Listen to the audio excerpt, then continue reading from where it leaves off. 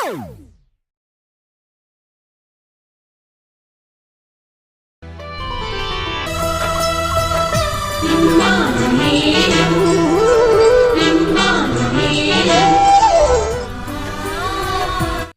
ఉన్న వారందరూ కూడా మొదటి పేతురు 2వ అధ్యాయము 4 నుంచి 5 వాక్యములు ధ్యానం చేసుకుందాం. మనుష్యుల చేత విసర్జింపబడినను దేవుడి దృష్టికి ఏర్పరచబడినదియు అమూల్యమును సజీవమునైన రాయగు మన ప్రభువు యొద్దకు వచ్చిన వారై యేసుక్రీస్తు ద్వారా దేవునికి అనుకూలముగా ఆత్మ సంబంధమైన బలులు అర్పించుటకు పరిశుద్ధ యాజకులుగా ఉన్నట్లు మీరును సజీవమైన రాళ్ళ వలె నుండి ఆత్మ సంబంధమైన మందిరముగా కట్టబడుచున్నారు. హల్లెలూయా. ప్రియమైనటువంటి దేవుని బిడ్డలారా, 2 రకములైనటువంటి మందిరముల గురించి నేను చెబుతున్నాను. మొదటి మందిరం ఆత్మానుసారమైన మందిరం. 2వ మందిరం భౌతికమైనటువంటి మందిరం, అంటే శరీరానుసారమైనటువంటి మందిరం.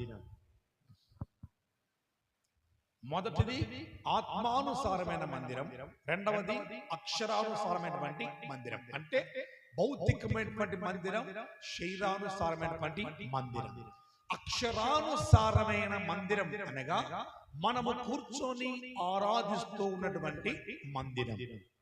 మనకు దేశాలలో, పట్టణాలలో, ప్రాంతాలలో, భూమి మీద కనబడుతున్నటువంటి ప్రతి మందిరం, అది చిన్న మందిరమైనా కావచ్చు, పెద్ద మందిరమైనా కావచ్చు, అది ఏ రకమైన మందిరమైనా కావచ్చు, కానీ ఆ మందిరము అక్షరార్థమైనటువంటి మందిరము. Praise the lord.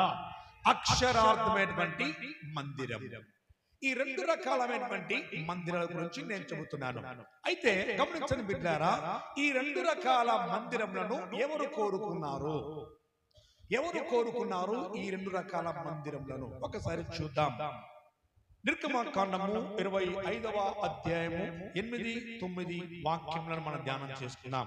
నేను వారిలో నివసించినట్లు వారు నాకు పరిశుద్ధ స్థలమును నిర్మింపవలెను. చాలండి. ఇది అక్షరార్థమైనటువంటి మందిరం. దేవుడు చెబుతున్నాడు, నేను వారితో నివసించినట్లు. ఎవరిలో? ఇశ్రాయేలు ప్రజల మధ్యలో. ఆ తర్వాత దేవుడి యందు ఎవరైతే మారు మనస్సు పొంది బాప్తిస్మం పొంది దేవుని కొరకు ఎవరైతే జీవిస్తూ ఉంటారో, ఆ జీవిస్తూ ఉన్నటువంటి ప్రతి మనిషి కూడా దేవుణ్ణి ఆరాధించుటకు ఒక మందిరమును దేవుడు అడుగుతున్నాడు. దేవుడు ఒక మందిరమును అడుగుతున్నాడు. నేను ప్రజల మధ్య నివసించాలి, ప్రజల మధ్యనే నివాసం చేయాలి. వారు ఆరాధిస్తూ ఉన్నప్పుడు, వారు ప్రార్థిస్తూ ఉన్నప్పుడు వారితో నేను మాట్లాడాలి, వారికి మేలు చేయాలి. వారి జీవితంలో ఉన్నటువంటి ప్రతి బంధకములు తెంచివేయబడాలి. వారు నా మందిరంలోకి వచ్చి వారి సమస్యలన్నీ కూడా నా మందిరములో వారు చెప్పుకోవాలి. వారి సమస్యలన్నీ కూడా చెప్పుకోవటానికి, వారి మధ్యనే నివాసం చేయడానికి నాకు ఒక మందిరము కావాలి అని దేవుడు అడిగాడు. ఈ మందిరమే అక్షరార్థమైనటువంటి మందిరం. మరి ఆత్మానుసారమైన మందిరం ఏది? ఒకసారి చూడండి.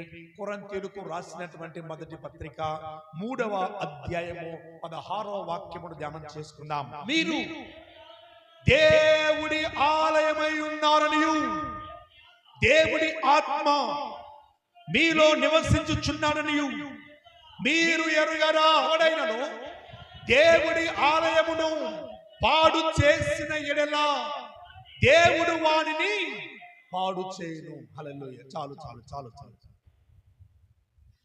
మీరు ఏమై ఉన్నారంట? ఆత్మానుసారమైన మందిరం అంటే ఏంటో తెలుసా? నీ దేహమే దేవుడి ఆలయం. దేవుడి ఆలయం ఎక్కడుంది?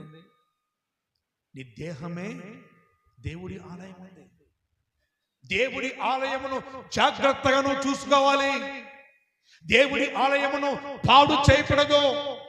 అక్షరార్థమైనటువంటి మందిరమును ఏ విధంగా శుభ్రపరుస్తూ ఉన్నావో, అక్షరార్థమైనటువంటి మందిరమును ఏ విధంగా అలంకరిస్తూ ఉన్నావో, అక్షరార్థమైనటువంటి మందిరములో ఏ విధంగా నివాసం చేస్తున్నావో, అక్షరార్థమైనటువంటి మందిరములో ఏ విధంగా దేవుణ్ణి ఆరాధిస్తూ ఉన్నావో, అక్షరార్థమైనటువంటి మందిరములో ఏ విధంగా నీ దేవుడికి స్వేచ్ఛార్పణములు పరిశుద్ధాత్మ ద్వారా ఆరాధన చేస్తున్నావో, అలాగే ఆత్మానుసారమైనటువంటి నీ దేహం అనే మందిరములో కూడా నువ్వు దేవుణ్ణి ఆరాధించాలి. నీ దేహం అనే మందిరంలో కూడా నువ్వు దేవునికి స్తుతి అర్పణలు అర్పించాలి. నీ దేహం అనే దేవుని ఆలయంలో కూడా నువ్వు దేవునికి ప్రథమ ఫలములు అర్పించాలి. నీ దేహం అనే ఆలయంలో కూడా నువ్వు ప్రతి దినము కూడా ప్రార్థన చేయాలి. ఏ విధంగా చేయాలి తెలుసా? ఆత్మతో చేయాలి ప్రార్థన, మనస్సుతో చేయాలి ప్రార్థన. దేవుని ఆలయమును ఈ అక్షరాత్మ మందిరమును నీటిగా శుభ్రం చేస్తా ఉన్నాం. ప్రతి వారం శుభ్రం చేస్తా ఉన్నాం. ప్రతిరోజు శుభ్రపరుచుకుంటున్నామే. మన ఇల్లును ఏ విధంగా ప్రతిరోజు శుభ్రపరుచుకుంటూ ఏ విధంగా నీట్గా ఉంచుకుంటున్నామో అదే రకముగా ఆత్మానుసారమైనటువంటి నీ దేహం అనే దేవుని ఆలయాన్ని కూడా నువ్వు శుభ్రపరుచుకోవాలి. శుభ్రపరచుకోవడం అంటే నీలో ఉన్న ప్రతి చెడు తలంపులు, ప్రతి చెడు ఆలోచనలు, ప్రతి వ్యర్థమైనటువంటి తలంపులు, దేవుడికి ఆయాసకరమైనటువంటి ప్రతి మార్గములను నువ్వు తుడిచివేసుకోవాలి. ఏమండి, లక్షలు పెట్టి మనము వాహనాలు కొంటాం. వాహనాలు కొనిన తర్వాత ఒక బైక్ కొన్నాం. ఎగ్జాంపుల్ గా ఒక బైక్ మనం కొంటే ఆ బైక్ లో ఏం పోయాలి? దానికి బదులుగా డీజిల్ పోస్తే అది ఇంధనమే కదా, అది ఆయిలే కదా. ఏమవుతుంది? చెడిపోతుంది. అవునా? కారణం ఏంటి? ఆ ఇంధనం వేరు, ఈ ఇంధనం వేరు. రైట్. మరొక మాట చెప్తాను. ఆ పెట్రోల్ పోయాల్సినటువంటి వాహనంలో కిరోసిన్ పోస్తే ఎలా ఉంటది? బాగుంటుందా? బండి ముందుకు పోతుందా లేదా? చెప్పండి. కిరోసిన్ పోస్తే బండి ఎందుకు పోదయ్యా? పోతుందా లేదా? ఎందుకంటే నేను సేవకు వచ్చిన కొత్తలో పెట్రోల్కి డబ్బులు లేకపోతే ఇంట్లో కిరోసిన్ స్టవ్ ఉంటే ఆ కిరోసిన్ స్టవ్లో ఉన్నటువంటి కిరోసిన్ తీసుకొని అంత బండ్లో పోసుకొని పోతా ఉంటాను. తెలుసా? అట్లా నాకు అలవాటు. పోతా ఉంటాను, కొడితే డర్ర డర్ర అంత ఊరంతా సౌండే. ఏమంటే పాస్ వచ్చినారు అనుకోవాలా, అదొక స్టైలు. హల్లెలూయా. అసలు పరిస్థితి స్టైల్ కాదు, అసలు లేదా మనకి ఇంధనం లేదా. అవునా? ఇంధనం లేక ఏదో కానీ కొద్ది రోజులకు పని జరిగింది, కానీ బండి పాడైపోయింది. అయితే ఒక శరీరానుసారమైనటువంటి ఒక బైక్ లోనే పెట్రోల్కు బదులుగా డీజిల్ పోస్తే, కిరోసిన్ పోస్తే అది పాడైపోతుంది. ఆత్మానుసారమైనటువంటి నీ మందిరం, నీ దేవుడి ఆలయమైనటువంటి నీ మందిరములో నువ్వు వ్యర్థమైనటువంటి మద్యపానం అంటూ పోస్తావు, వేరే ఇతరేతరమైనటువంటి ఆల్కహాల్ అన్ని కూడా పోస్తావు, నోట్లో గొంతులో పోస్తావు. నీ బాడీ పాడు కాదా? దేవుడి ఆలయం పాడు కాదా? దేవుడి మనస్సు పాడు కదా? దేవుడిలో నీవు నివాసం చేస్తున్నాడే. దేవుడిలో నివాసం చేస్తున్నప్పుడు ఈ వ్యర్థమైనటువంటి వాటిలో పోయొచ్చా? పోయకూడదు. నీ దేవుడి మందిరములో ఎవరైనా ఒకడు కూర్చొని త్రాగుతే నువ్వు ఊరుకుంటావా? తాగుబోతుడు వచ్చేసి మందిరం తాగుతే ఊరికి ఉంటామా? మందిరం దగ్గరికి తాగుబోతుడు వస్తేనే ఊరికి అట్లా కూర్చుంటేనే వెంటనే వెళ్ళిపో నుంచి, ఎందుకు వచ్చినా కూర్చో వెళ్ళిపో అంటామే. మరి మందిరంలోనికి వచ్చేసి త్రాగుబోతాడు బాటిల్లో త్రాగుడు పోస్తా ఉంటే చూస్తూ ఊరుకుంటామా? ఊరుకోమే. మన శక్తి కాకపోయినా చేత కాకపోయినా కూడా ఏదో రకం వాడిని కొట్టి బయటికి పంపిస్తాం. ఒక శరీరానుసారమైనటువంటి ఈ మందిరం గురించి మనం ఆలోచిస్తున్నామే, ఆత్మానుసారమైనటువంటి నీ మందిరములో నీ దేవుడు నివాసం చేస్తున్నటువంటి నీ దేహం అనే ఆలయంలో నువ్వు వ్యర్థమైనవి నువ్వు పోస్తున్నావంటే, వ్యర్థమైనవి నీ కంటి ద్వారా చూపిస్తున్నావంటే, వ్యర్థమైనవి నీ మనసు ద్వారా ఆలోచన ద్వారా నువ్వు చేస్తున్నావంటే, మరి ఈ రోజు నువ్వు దేవుణ్ణి అపవిత్రపరుస్తున్నావా లేదా? ఎలా ఉంది నీ మందిరం? ఒక్కసారి ఆలోచన చేయి బిడ్డ. ఈ ఉదయకాలం దేవునితో మాట్లాడుతూ ఉన్నాడు. అది అక్షరార్థమైన మందిరమైన ఆత్మానుసారమైన మందిరమైన మందిరములో ఉండవలసిన 3 విషయాలు చెప్పు నేను ముగిస్తాను. మొదటిగా మందిరములో ఏముండాలి చూద్దాం. కీర్తన గ్రంథము 93వ కీర్తన 5వ వాక్యమును ధ్యానం చేసుకుందాం. కీర్తన గ్రంథము 93వ కీర్తన 5వ వాక్యం ధ్యానం చేసుకుందాం. నీ శాసనములు ఎన్నటన్నిటికి తప్పిపోవు, యెహోవా ఎన్నటన్నిటికి పరిశుద్ధతయే నీ మందిరమునకు అనుకూలము. హల్లెలూయా. పరిశుద్ధతయే నీ మందిరమునకు అనుకూలము. ఎందుకు దేవుడి మందిరములో పరిశుద్ధత ఉండాలి అని దేవుడు కోరుకుంటున్నంటే ఒకసారి చూద్దాం. హెబ్రీయులకు రాసినటువంటి పత్రిక 13వ అధ్యాయము 12వ వాక్యమును ధ్యానం చేసుకుందాం. హెబ్రీ 13:12. కావున యేసు కూడా తన స్వరక్తము చేత ప్రజలను పరిశుద్ధపరచుటకే గవిని వెలుపట శ్రమ పొందెను. హల్లెలూయా. ఎందుకు దేవునికి పరిశుద్ధత అనుకూలము అన్నాడంటే, యేసు ప్రభువారు నిన్ను పరిశుద్ధపరచడానికి, పవిత్రపరచడానికి, నీ జీవితాన్ని పరిశుద్ధముగా పవిత్రముగా పరిశుద్ధపరచి పవిత్రపరచడానికే ఆయన ఏమయ్యాడో తెలుసా? గవిని వెలుపల కల్వరి కొండ మీద ఆయన ఏమయ్యాడంట?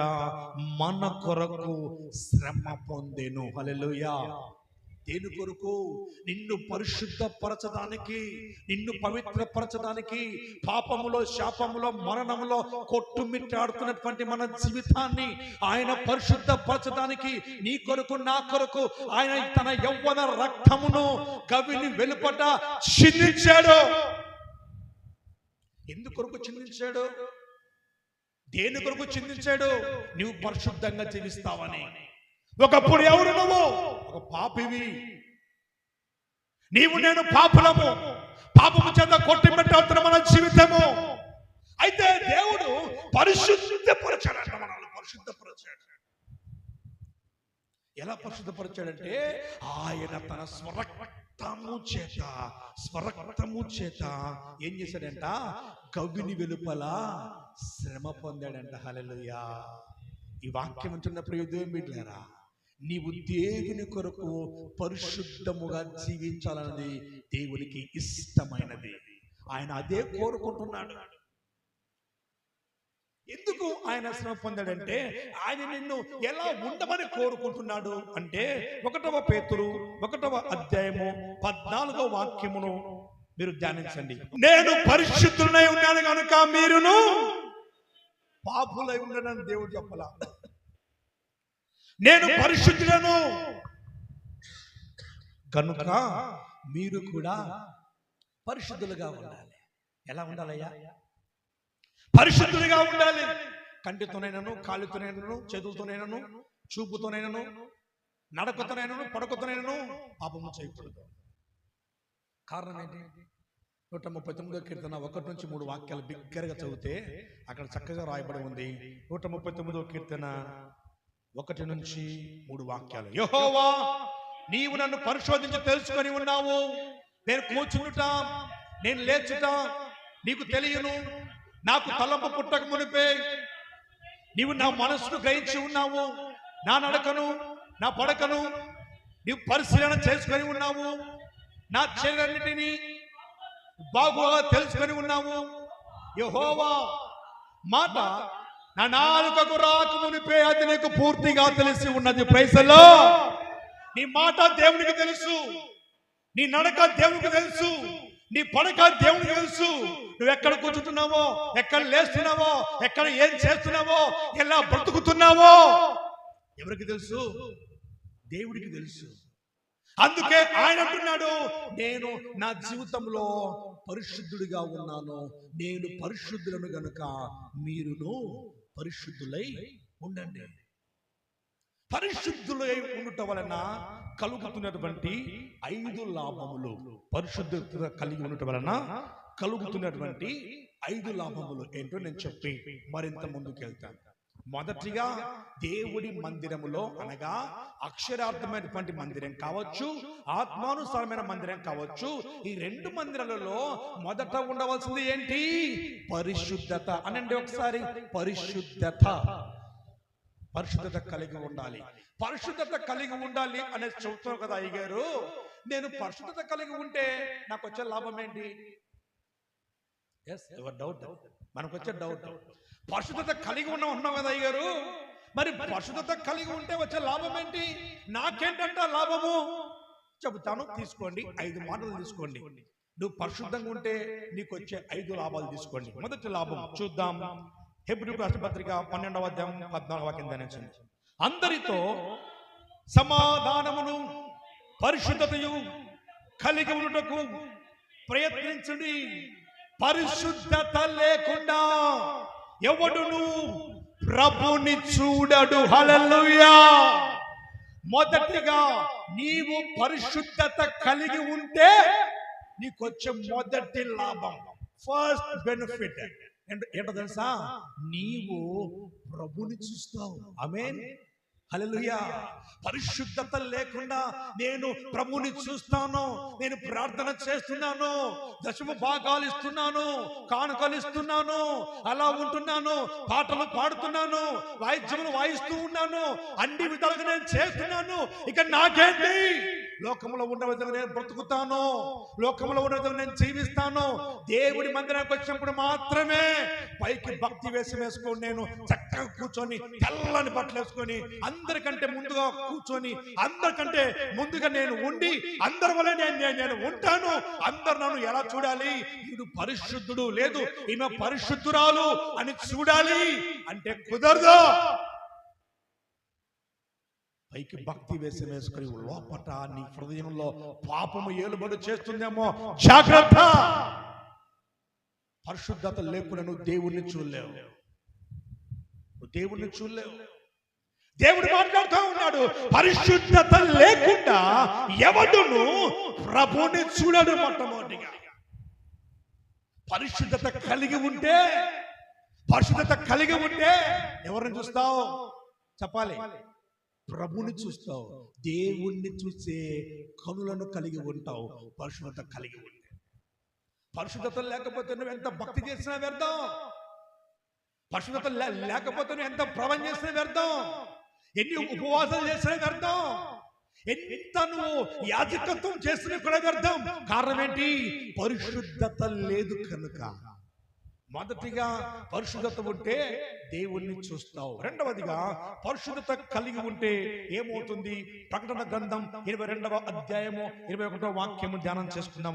ప్రభువైన యేసు కృప పరిశుద్ధులకు తోడై ఉండును గాక. హల్లెలూయా. రెండవదిగా పరిశుద్ధతను కలిగి ఉంటే ప్రభు కృప తోడుగా ఉంటుంది. రెండవదిగా పరిశుద్ధత కలిగి ఉంటే మొదటిగా ప్రభువుని చూస్తామంట.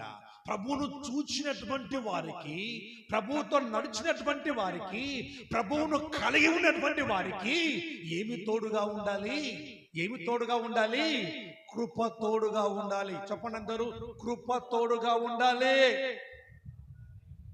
కృప తోడుగా లేకపోతే, దేవుని కృప లేకపోతే నువ్వు ఎంత పని చేసినా, ఎంత సంపాదించి కూడబెట్టుకోవాలని చెప్పేసి ప్రయత్నము చేసినా అవి బూడిదలో పోసిన పన్నీర్లా మారిపోతా ఉంది. కారణం ఏంటో తెలుసా?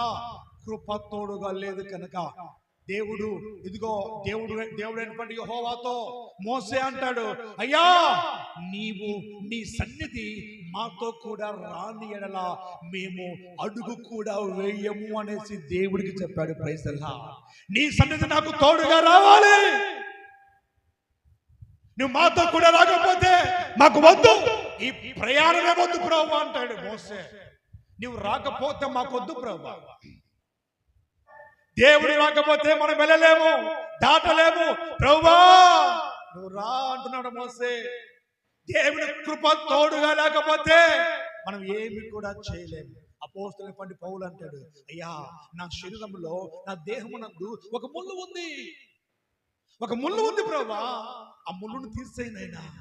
ఆ ముళ్ళు తీసేస్తే ఇంకా ఎక్కువ నీ పరిచర్య చేస్తాను, ఆ ముళ్ళు తీసేస్తే ఇంకా ఎక్కువగా నీకు పాటలు పాడతాను, ఆ ముళ్ళు తీసేస్తే నేను ఇంకా ఎక్కువగా నీ పని చేస్తాను అన్నప్పుడు దేవుడు అన్నాడు, నేను నీకు ఆ ముళ్ళును తీసివేయను.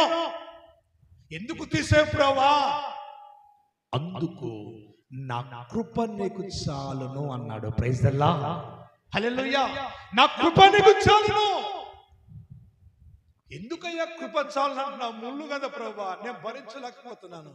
నీ జీవితంలో అనారోగ్యం అనే ముళ్ళు కావచ్చు, ఆర్థిక ఇబ్బందులు అనే ముళ్ళు కావచ్చు, అప్పుల బాధలు అనే ముళ్ళు కావచ్చు, నీ ఎదుట నీ ఇంట్లో ఉన్నటువంటి వారే శత్రువులుగా మారుతున్నటువంటి ముళ్ళు కావచ్చు, నీ ఎదురింటి వారి శత్రువులుగా ఉండవచ్చు, నీ పక్కింటి వారి శత్రువులుగా ఉండవచ్చు, నీ పొరుగింటి వారి శత్రువుగా ఉండవచ్చు. ఇదిగో బహు భయంకరమైన ఆర్థికత నీ ఇంట్లో ఉండవచ్చు. ఏ ముళ్ళు నీ ఇంట్లో ఉన్నా కూడా సరే, ఆ ముళ్ళును బట్టి నువ్వు కృంగిపోవాల్సిన అవసరం లేదు, ఆ ముళ్ళును బట్టి నువ్వు బాధపడవలసిన అవసరం లేదు, ఆ ముళ్ళును తీసివేయి ప్రభువా అని ప్రార్థన చేయవలసిన అవసరం లేదు. దేవుడు అంటున్నాడు, నా కృప నీకు తోడుంటే చాలు అంటాడు. దేవునికి స్తోత్రం కలుగును గాక. హల్లెలూయా. నా కృప నీకు చాలు అంటున్నాడు. నువ్వు పరిశుద్ధంగా జీవిస్తే దేవుని కృప నీకు తోడుగా ఉంటుంది. మూడవదిగా పరిశుద్ధంగా ఉండటం వలన కలిగే మూడవ లాభం ఏంటో చూద్దాం. ఒకసారి ప్రకటన గ్రంథము 20వ అధ్యాయము 6వ వాక్యం ధ్యానించండి. ప్రకటన 20వ అధ్యాయము 6వ వాక్యం త్వరగా. ఈ మొదటి పునరుత్థానములలో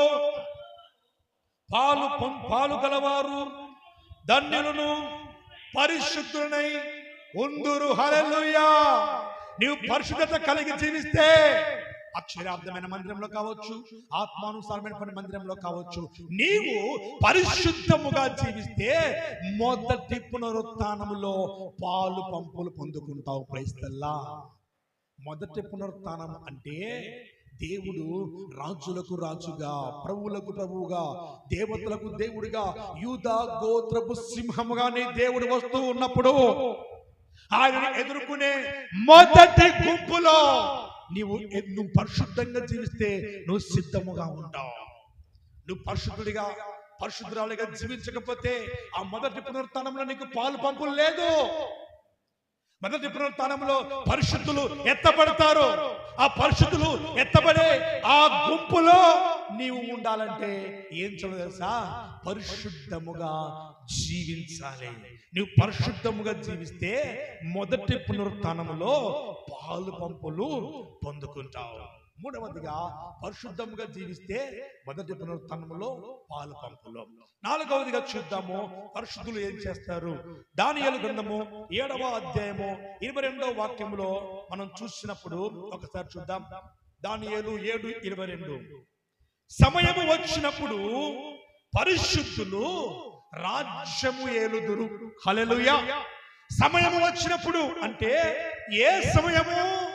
దేవుడు ఇందాక చెప్పాను కదా, రాజులకు రాజుగా, ప్రభువులకు ప్రభువుగా, భూపతులకు అధిపతులుగా, దేవతలకు దేవుడిగా, యూదా గోత్రపు సింహముగా నీ దేవుడు వచ్చినప్పుడు నువ్వు మొదటి పునరుత్థానంలో పాలు పంపులు పొందిన తరువాత దేవుడితో కలిసి రాజ్యాన్ని ఏళ్తావంట. Praise the lord. ఎంత గొప్ప భాగ్యం చూడండి, ఎంత గొప్ప భాగ్యం. నువ్వు పరిశుద్ధముగా జీవిస్తానంట, మొదటిగా దేవుణ్ణి చూస్తావంట, రెండవదిగా కృప తోడుగా ఉంటుందంట, మూడవదిగా నీవు మొదటి పునరుత్థానంలో పాలు పొంగులు పొందుకుంటామంట. నాలుగవదిగా దేవునితో కలిసి కూర్చొని రాజ్యమును వెళ్తామంట. చివరిగా ఐదవదిగా పరిశుద్ధముగా జీవిస్తే కలుగుతున్నటువంటి 5వ లాభం ఏంటో నేను చెప్పి మరింత ముందుకు వెళ్తాను. మొదటి కొరింథీ 3వ అధ్యాయము 6వ అధ్యాయం 2వ వాక్యం ధ్యానించండి. పరిశుద్ధులు లోకమునకు తీర్పు తీరుస్తారట. Praise the lord. నీవు పరిశుద్ధంగా జీవిస్తే లోకమునకు తీర్పు తీరుస్తావు. ఎవరికి తీరుస్తావు? లోకంలో ఉన్న వారికి, రాజులు కావచ్చు, ప్రధానులు కావచ్చు, ముఖ్యమంత్రులు కావచ్చు, పేరు మోసిన మహానుభావులు కావచ్చు, ఎవరైనా కావచ్చు, వారందరికీ కూడా తీర్పు తీర్చడానికి దేవుడు నీకు అవకాశం ఇచ్చాడు. హల్లెలూయా. నువ్వు అందరికి తీర్పు తీర్చాలంటే నువ్వు ఎలా ఉండాలో తెలుసా? పరిశుద్ధముగా జీవించాలి. మొదటిగా అక్షరార్థమైన మందిరంలోనైనా ఆత్మానుసారమైన మందిరంలోనైనా ఉండవలసినది మొదటిగా ఏముండాలి? పరిశుద్ధత ఉండాలి. పరిశుద్ధత ఉంటే కలిగే 5 లాభాలేంటి? మొదటిగా ప్రభువుని చూస్తావు, రెండవదిగా కృపతోడుగా ఉంటుంది, మూడవదిగా మొదటి పునరుత్థానములో పాలు పొందుకుంటావు, నాలుగవదిగా రాజ్యమును వెళ్తావంట. పరలోక రాజ్యంలో నీకంటూ ఒక పట్టణం దేవుడిస్తాడు. ఆ పట్టణంలో రాజ్యాన్ని వెళ్తావంట. 5వదిగా లోకానికి తీర్పు తీరుస్తావు. ఎలా ఉంటే పరిశుద్ధముగా ఉంటే. నీ శరీరాన్ని పరిశుద్ధంగా ఉంచుకోవాలి, నీ ఆత్మను పరిశుద్ధంగా ఉంచుకోవాలి, నీ మందిరం పరిశుద్ధంగా ఉంచుకోవాలి. పరిశుద్ధంగా ఉంచుకుంటే ఈ 5 లాభాలు నీకు కలుగుతాయి. రెండవదిగా అక్షరానుసారమైన మందిరంలోనైనా ఆత్మానుసారమైన మందిరంలోనైనా రెండవదిగా ఏముండాలి? ఒకసారి చూద్దాం. యెషయా గ్రంథం 56వ అధ్యాయం 7వ వాక్యం ధ్యానం చేసుకుందాం. మందిరంలో రెండవదిగా ఏముండాలి? ప్రార్థన ఉండాలి. అది అక్షరార్థమైన మందిరమైన కావచ్చు, ఆత్మానుసారమైన మందిరం కావచ్చు. అక్షరార్థమైన మందిరం అంటే ఏదని చెప్పాను? మనము ఆరాధిస్తున్న మందిరం. ఆత్మానుసారమైన మందిరం అంటే ఏమని చెప్పాను? నీ దేహమే దేవుని యొక్క ఆలయం, నీ దేహమే దేవుడి ఆలయం. కనుక నీ దేహం అనే ఆలయంలో రెండవదిగా ఉండవలసింది ఏంటంటే ప్రార్థన ఉండాలి. ప్రార్థన లేని జీవితం పాప జీవితం. ప్రార్థన లేకుండా భోజనం చేయడం నేరం. ప్రార్థన లేకుండా పడుకోవడం పాపం. ప్రార్థన లేకుండా పనికి వెళ్ళడం శాపం. ప్రార్థన లేకుండా నువ్వు ఏది చేసినా కూడా అది వ్యర్థం. ప్రార్థన లేకుండా ఏ పని పూనుకున్నా ఆశీర్వాదం ఉండదు. ప్రార్థన లేకుండా ఏ పని తలపెట్టినా అందులో దీవెన ఉండదు. నీ జీవితంలో, నీ ఆత్మీయ జీవితంలో రెండవదిగా ఏముండాలి? ప్రార్థన ఉండాలి. దానియేలు విషయంలో మనం చూడగలిగితే దానియేలు గ్రంథము 6వ అధ్యాయం 10వ వాక్యం మనం ధ్యానించినప్పుడు, ఇదిగో రాజ్యము ఏం చేశాడంటే భయంకరమైనటువంటి ఒక చట్టాన్ని తీసుకొచ్చాడు. ఆ చట్టం ఏంటంటే రాజుకు తప్ప ఎవరికి నువ్వు మ్రొక్కకూడదు, రాజుకు తప్ప ఎవరికి ప్రార్థన చేయకూడదు, రాజుకు తప్ప ఎవరికి నీ సమస్య చెప్పుకోకూడదు అని ఆ రాజ్యంలో ఉన్నటువంటి ప్రతి ప్రజలకు ఒక ఆజ్ఞను రాజు దగ్గర నుంచి జారీ చేసినప్పుడు దానియేలు ఏం చేశాడో తెలుసా? ఒకసారి చూద్దాం. 6:10 ధ్యానించండి.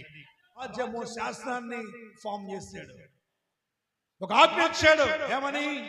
దేవుడికి రాజుకు తప్ప ఎవరికి ప్రార్థన చేయకూడదు. దానియేలు ఏం చేశాడు? యథాప్రకారముగా తన ఇంటి పైకి వెళ్ళాడు, కిటికీలు తెరుచుకున్నాడు, ప్రార్థన చేస్తూ ఉన్నాడు. తత్ఫలితం ఎక్కడేశారు? సింహాల బోనులో వేశారు. సింహాల బోనులో వేసి ఇక దానియేలు పని అయిపోయిందిలే అనుకున్నారు.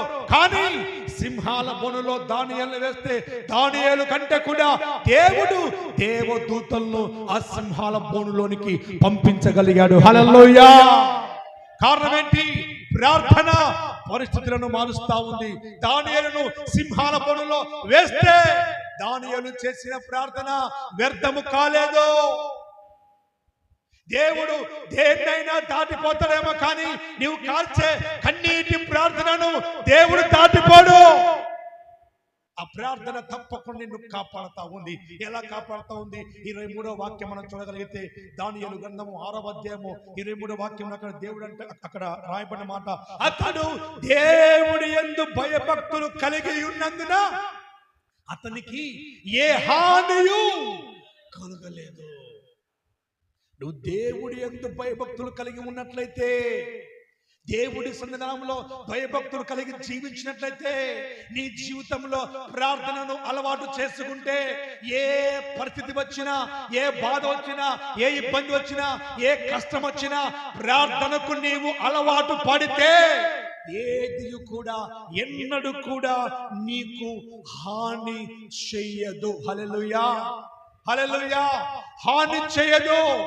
ఆత్మానుసారమైన మందిరం అనగా నీ దేహంలో, నీ జీవితంలో ఉండవలసింది ఏమిటో తెలుసా? ప్రార్థన ఉండాలి. ప్రార్థన ఉంటే ఎవడునో ఎన్నడునో నీకు హాని చెయ్యడు. అక్షరానుసారమైనటువంటి మందిరంలో కూడా ఏముండాలి? ఒకసారి చూద్దాం. అపోస్తుల కార్యములు 12వ అధ్యాయము 15వ వాక్యం ధ్యానించినట్లయితే అక్కడ చక్కగా రాయబడి ఉంది. అపోస్తుల కార్యములు 12:15. పేతురు చెరసాలలో వేయబడెను, సంఘమైతే అతని కొరకు అత్యాసక్తితో ప్రార్థన చేయుచుండెను. హల్లెలూయా. సంఘం ఏం చేస్తుందంట? ఒక దైవ సేవకుని కొరకు ప్రార్థన చేస్తా ఉంది, అత్యాసక్తితో ప్రార్థన చేస్తా ఉంది. సంఘములో ఉండవలసింది ఏంటో తెలుసా? ప్రార్థన ఉండాలి. మరి మనలో ప్రార్థన ఉందా? ఎంతమంది ప్రార్థన చేస్తా ఉన్నారు? ఎంతమంది ప్రార్థన జీవితాన్ని కలిగి ఉన్నారు? ప్రార్థన జీవితం కలిగి ఉంటే ఏది ఎన్నడూ నీకు హాని చేయదు, ఏది ఎన్నడూ నీ దరికి రాదు. సింహాల బోనులో నుంచి దానియేలును రక్షించగలిగింది ప్రార్థన. చెరసాలలో వేయబడినటువంటి పేతురును రక్షించగలిగింది ప్రార్థన. నీ జీవితంలో ఉండవలసింది నీ అక్షరార్థమైన ఆత్మానుసారమైనటువంటి మందిరంలో ఉండవలసింది. రెండవదిగా ప్రార్థన ఉండాలి. చివరి మాట చెప్పి నేను ముగిస్తాను. మూడవదిగా దేవుడి మందిరము అయినటువంటి దీనిలో ఏముండాలి? మలాకి గ్రంథము 3వ అధ్యాయము 10వ వాక్యములో మనం ధ్యానించినట్లయితే అక్కడ చూడండి, నా మందిరములో ఆహారము ఉండునట్లు. చాలు చాలు చాలు చాలు. దేవుడి మందిరములో మొదట ఏముండాలి? పరిశుద్ధత ఉండాలి. రెండవదిగా మందిరంలో ఏముండాలి? ప్రార్థన ఉండాలి. ఏముండాలయ్యా? ప్రార్థన ఉండాలి. మూడవదిగా మందిరములో ఏముండాలి చెప్పాలి? ఆహారం. ఆహారం అంటే ఏంటయ్యా? ఆహారం అంటే ఏంటి? భోజనం. అవునా? భోజనం. మొదటిగా మందిరములో అనగా అక్షరార్థమైన పని మందిరమైన ఆత్మానుసారమైన మందిరమైన ఉండవలసింది ఏముండాలి? పరిశుద్ధత ఉండాలి. మందిరంలో ఏముండాలి? పరిశుద్ధత ఉండాలి. అక్షరార్థమైనటువంటి మందిరమును నీవు ఎంత పరిశుద్ధంగా నువ్వు దాచిపెడతా ఉన్నావో, ఎంత పరిశుద్ధంగా నువ్వు చేసుకుంటున్నావో, అలాగే ఆత్మానుసారమైన మందిరం అనగా నీ దేహం అనే మందిరాన్ని కూడా ఎలా ఉంచాలి? పరిశుద్ధముగా ఉంచుకోవాలి. రెండవదిగా అక్షరానుసారమైనటువంటి మందిరంలో ప్రార్థన ఏ విధంగా ఉంటుందో, ఆత్మానుసారమైనటువంటి మందిరమైనటువంటి నీ దేహంలో కూడా ఏముండాలి? ప్రార్థన ఉండాలి. మూడవదిగా అక్షరానుసారమైన మందిరములో, ఆత్మానుసారమైన మందిరములో మూడవదిగా ఉండవలసింది ఏముండాలి? ఆహారం ఉండాలి. ఏముండాలి? ఆహారం ఉండాలి. మందిరములో ఆహారము ఉండాలి అంటే ఏం చేయాలి? మందిరంలో ఆహారం ఉండాలంటే ఏం చేయాలి? మందిరంలో భోజనం ఉండాలంటే ఏం చేయాలి? ఒకసారి చూద్దాం, ధ్యానించండి కిందికి. నా మందిరంలో ఆహారం ఉండునట్లు 10వ భాగమంతయు మీరు నా మందిరపు నిధిలోనికి తీసుకొని రండి. దీని చేసి చాలండి. మొదటిగా నీ మందిరములో ఆహారము ఉండాలంటే, ఆహారం అనగా దేవుడి వాక్యం, భోజనం అనగా దేవుడి యొక్క వాక్యం. వాక్యం అనే ఆహారం ఉండాలంటే, జీవ వాక్యం ఉండాలంటే, జీవాహారం ఉండాలంటే, మూడవదిగా మందిరములో ఏముండాలి? ఆహారం ఉండాలంటే, ఒక విశ్వాసులుగా, ఒక దేవుని సేవలో ఉన్నటువంటి వారిగా వారు ఏం చేయాలంట? 10వ భాగమంతయు నువ్వు కష్టార్జితంలో నువ్వు సంపాదించినటువంటి నీ సంపాదనలో అంతట్లో కూడా దేవుడి భాగము అయినటువంటి 10వ భాగమంతయు నా మందిరపు నిధిలోనికి తీసుకొని రండి. అది తీసుకొని వచ్చినప్పుడే ఇంటిలో భోజనం, లేకపోతే భోజనము ఉండదు. అవునండి, ఇప్పుడు మనము కష్టపడుతున్నాం, కష్టపడితేనే కదా మనకు పోయి పొంగేది. కష్టపడకపోతే మనకు పోయి పొంగుతుందా? అవునా? అలాగే దేవుడి మందిరమైనటువంటి ఆత్మానుసారమైన మందిరము, అక్షరార్థమైనటువంటి మందిరంలో కూడా భోజనం ఉండాలి, ఆహారం ఉండాలి. అంటే ఏం చేయాలంట? 10వ భాగమంతయు దేవుడి మందిరపు నిధిలోనికి తీసుకొని రావాలి. ఇది అక్షరార్థమైనటువంటి మందిరంలో 10వ భాగం. మరి ఆత్మానుసారమైనటువంటి మందిరంలో 10వ భాగం ఏంటో తెలుసా? ఆత్మానుసారమైనటువంటి మందిరంలో 10వ భాగం ఏంటంటే, నీ దేహం అనే దేవుడి ఆలయంలో 10వ భాగాన్ని ఎలా చెల్లించాలి అంటే, నీకు రోజుకు 24 గంటలు, 24 గంటల్లో దేవుడి భాగం ఎంత? 2 గంటల 40 నిమిషాలు. ఈ 2 గంటల 40 నిమిషాలు నువ్వు ఎవరితో గడపాలి? దేవుడితో గడపాలి, ప్రార్థనలో గడపాలి, వాక్యమును ధ్యానించాలి, పాటలు పాడుకోవాలి, నీ కుటుంబాన్ని బలపరుచుకోవాలి. ఎన్ని శ్రమలు వచ్చినా, ఎన్ని బాధలు వచ్చినా, నిందలు వచ్చినా, అవమానాలు వచ్చినా, కష్టాలు వచ్చినా, కన్నీళ్ళు వచ్చినా, నిన్ను ఆ కష్టం నుంచి విడిపించగలిగేది ఏంటో తెలుసా? 10వ వంతైనటువంటి నీ యొక్క శరీరం అనే, నీ యొక్క దేహం అనే ఆలయంలో నీవిస్తున్నటువంటి నీ 10వ భాగమే నీ కుటుంబాన్ని కాపాడుతుంది. ఇదండి దాని అర్థం. దేవుడి మందిరంలో ఆహారం ఉండాలంటే శరీర సంబంధమైనటువంటి నీవు సంపాదించినటువంటి నీ సంపాదన నుంచి 10వ భాగమును తీసుకుని వచ్చి దేవుడి సన్నిధానంలో సమర్పించాలి. మరి నేను ఆహారాన్ని దేవునికి ఇస్తే నాకేంటి లాభం? అవునా? నేను 24 గంటల్లో 2 గంటల 40 నిమిషాల్లో దేవుడికి ఇస్తే నాకేంటి లాభం? అవునా? వేసుకున్నాం, మనలో మనం క్వశ్చన్ వేసుకుందాం. నాకేంటి లాభం అంటే కంటిన్యూస్ మనం చదువుకుందాం.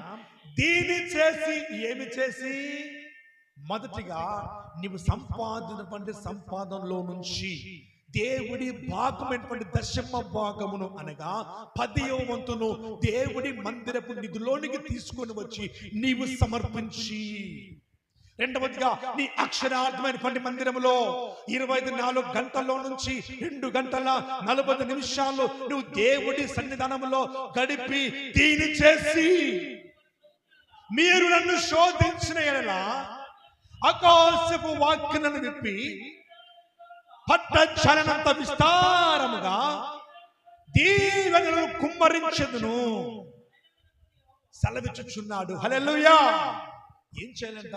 దీని చేసి అంటే మొదటిగా శరీరాను సంబంధమైనటువంటి 10వ భాగమును అనగా 10వ వంతును తీసుకుని వచ్చి, ఆ తర్వాత ఆత్మానుసారమైనటువంటి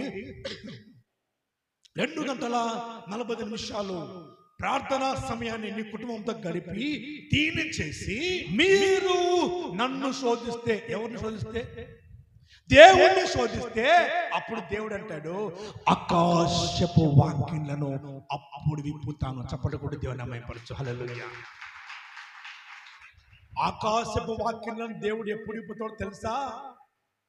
నీ అక్షరార్థమైనటువంటి మందిరంలో, ఆత్మానుసారమైన మందిరంలో దేవుడికి ఇవ్వవలసినటువంటి నీ 10వ వంతును తెచ్చి సమర్పించినప్పుడు, దేవా ఈ శ్రమలో నేను ఉన్నాను, ఈ బాధలో నేను ఉన్నాను, ఈ కష్టంలో నేను ఉన్నాను, ఈ యొక్క ఇబ్బంది నన్ను వెంటాడుతూ ఉంది, నన్ను ఈ సమస్య వెంటాడుతూ ఉంది, దీనిలో నుంచి నన్ను విడిపించు ప్రభువా, ఈ ఆశీర్వాదం నాకు కావాలి ప్రభువా అని నువ్వు దేవుణ్ణి అడిగితే ఆయన ఏం చేస్తాడో తెలుసా? నువ్వు అడుగు వాటికంటే, ఊహించు వాటికంటే అత్యధికమైనటువంటి మేళ్లను దేవుడిని జీవితంలో చేస్తాడు. ఎలాగో తెలుసా? ఆకాశపు వాక్యాలను విప్పుతాను. ఏ వాక్యాలను విప్పుతాను? ఆకాశపు వాక్యాలను విప్పుతాను. పట్టరాని దీవెనలు, పట్టరాని దీవెనలు నీ మీద కుమ్మరిస్తాను. ఈ రోజు నువ్వు ఇంకా ఆశీర్వదించబడడం లేదంటే కారణం తెలుసా? దేవుడి సన్నిధానంలో దొరగా లేవు. దేవుడి సన్నిధానంలో దేవుడి సన్నిధానంలో దేవుడికి ఇవ్వవలసిన ఘనత, దేవుడికి ఇవ్వవలసిన మహిమ నీ ద్వారా రావడం లేదు.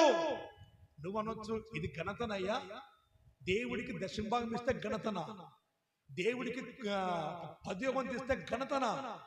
ఘనతే. చూడు ఒకసారి సామెత గ్రంథం 3వ అధ్యాయము 9వ వాక్యం ధ్యానించు.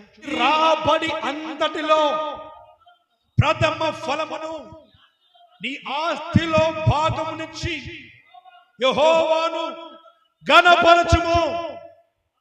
ఒక్క నిమిషం ఆగండి. అక్కడ నీ రాబడి అంతటిలో నువ్వు ఎంతైతే రాబడి సంపాదిస్తున్నావో నీ సంపాదనలు అంతట్లో కూడా దేవుడి భాగమును ఇచ్చి దేవుని ఏం చేయాలంట?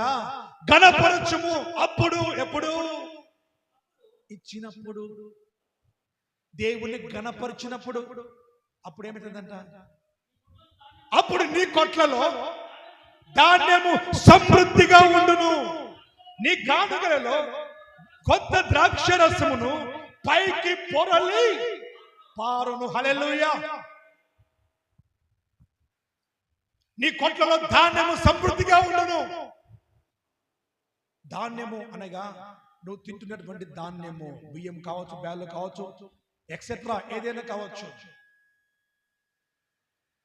బైబిల్లో ఒక భక్తుడు అంటాడు, దేవునికి ఇచ్చి చెడిపోయిన వారు కానీ, దేవునికి ఇవ్వక బాగుపడిన వారు కానీ ఎవరు కూడా లేరట. చూసారా? నీ కొట్లలో ధాన్యము సమృద్ధిగా ఉండును. కొందరు అంటారు, అయ్యా చాలా ఆర్థికత ఉందయ్యా, చాలా ఆర్థికతలో బాధపడుతూ ఉన్నాము. అసలు ఒక విధంగా చెప్పాలంటే మరి ఇంకా ఏంటంటే కనీసము రోజుకు కూడా మేము పరిస్థితి ఉదయం ఉందయ్యా. కారణం ఏంటి? దేవునికి గణపరుస్తున్నావా? నీ శరీరమైనటువంటి మందిరములో దేవుని గణపరుస్తున్నావా? నీ ఆత్మానుసారమైన మందిరం దేవుని గణపరుస్తున్నావా? నీ శరీరానుసారమైన మందిరంలో దేవుని గణపరిస్తే నీ కొట్లలో ధాన్యం ఉంటది. నీ ఆత్మానుసారమైన మందిరంలో దేవుని కనపరిస్తే నీ గానుగలో ద్రాక్షరసం సమృద్ధిగా ఉంటది. ఈరోజు ఇంత ఆర్థికత దేనికయ్యా? దేవుని కనపరిస్తే దేవుడు అన్నాడు, ఇచ్చి నన్ను పరీక్షించు, ఇచ్చి నన్ను పరీక్షించు. నాకు వ్యాపారాలు లేవు, నాకు ఉద్యోగాలు లేవు, నాకు పనులు లేవు, నాకు చాలా రోజుల నుంచి ఖాళీగానే ఉన్నాను, పనులు లేవు, వ్యాపారాలు లేవు, జీతంలో ఇదిగో పెంచబడి లేదు, ఏంటో అర్థం కావట్లేదు, అప్పులు పెరిగిపోతున్నాయి. కారణం గణపరచవలసిన వారిని గణపరచట్లేదు. అందుకే నీకు యొక్క శోధన. ఈ ఉదయకాల ప్రభునితో మాట్లాడుతున్నాడు. నీ మందిరములో మూడవదిగా ఏముండాలి? ఆహారం ఉండాలి. ఆహారం ఉండాలంటే నువ్వేం చేయాలి? నీ 10వ వంతును తీసుకుని వచ్చి దేవుడి సన్నిధానంలో సమర్పించాలి. ఇచ్చినను శోధిస్తే రెట్టింపని నేను ఆకాశం వాక్యాలను విప్పి పట్టరాని దీవెనలను కుమ్మరిస్తాను. 2 రకాల మందిరాల గురించి నేను చెప్పాను. మొదటి రకమైన మందిరము ఏంటంటే ఆత్మానుసారమైన మందిరము, శరీరానుసారమైన మందిరము. ఈ 2 మందిరాలలో మొదట ఉండవలసింది ఏంటి? పరిశుద్ధత. పరిశుద్ధత ఉంటే ఏమవుతుంది? ప్రభువుని చూస్తావు. రెండవదిగా కృప తోడుగా ఉంటుంది. మూడవదిగా మొదటి పునరుత్థానంలో పాలు పంపులు. నాలుగవదిగా రాజ్యం వెళ్తావు. ఐదవదిగా తీర్పు తీరుస్తావు. ఆ తర్వాత అక్షరాత్మైనటువంటి మందిరంలో, ఆత్మానుసారమైనటువంటి మందిరంలో రెండవదిగా ఏముండాలి చెప్పాలి? ప్రార్థన ఉండాలి. ప్రార్థన ఉంటే ఎట్టి శ్రమనైనా జయించగలిగాడు దానియేలు. సంఘములో ప్రార్థన ఉన్నందువల్ల పేతురు బంధకాలు తెగిపడ్డాయి. మూడవదిగా అక్షరాత్మైనటువంటి మందిరంలో, ఆత్మానుసారమైనటువంటి మందిరంలో మూడవదిగా ఉండవలసింది ఏంటి? ఆహారం ఉండాలి. ఆహారం ఉండాలంటే ఏం చేయాలి? నీ 10వ వంతును తీసుకొని వచ్చి దేవుడి సన్నిధానంలో అది నువ్వు సమర్పించాలి. ఆ తర్వాత నీ ఆత్మానుసారమైన మందిరంలో కూడా 2 గంటల 40 నిమిషాలు నీవును నీ ఇంటి వారును దేవుడి సన్నిధానంలో ప్రార్థించినట్లయితే దేవుడు ఇచ్చి నన్ను శోధించమన్నాడు. అంటే ప్రార్థించి నన్ను శోధించు, ఆకాశ వాక్యం విప్పి పట్టరాని దీవెనలు కుమ్మరిని వాగ్దానం చేసిన దేవుడు నీ జీవితంలో అట్టి కృపను, అట్టి ఆశీర్వాదం నుంచి నేను దీవించి దర్శించును గాక. ఆమేన్. మా చిరునామా పాస్టర్ ఏలియా MS, Emmanuel healing ministries, Saraswati Nagar, Nandyal, Kurnool district, Andhra Pradesh. మా ఫోన్ నెంబర్స్ 9000 20